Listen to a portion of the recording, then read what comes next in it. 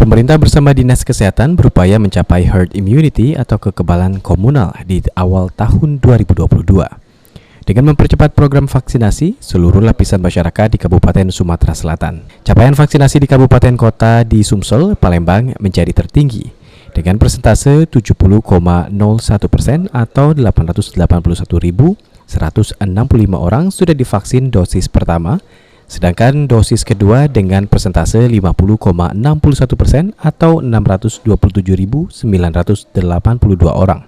Menurut Kepala Dinas Kesehatan Kota Palembang, kesadaran masyarakat untuk vaksinasi meningkat. Selain itu, masyarakat sudah disiplin menerapkan protokol kesehatan, sehingga optimis herd immunity akan tercapai pada akhir tahun ini. Menutup kemungkinan apabila sudah divaksin juga mungkin terkena sakit lagi, tergantung dari daya tahan tubuh kita. Dan untuk vaksinasi ya mungkin ya, alhamdulillah untuk kita Kota Palembang ini untuk vaksinasi itu merupakan kabupaten kota yang tertinggi di provinsi.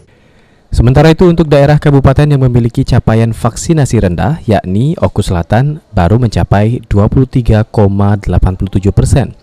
dengan target sasaran 313.123 orang. Lalu Kabupaten Empat Lawang dengan capaian vaksinasi 23,93% dengan target sasaran 263.670 orang. Abidin Riwanto, PAL TV.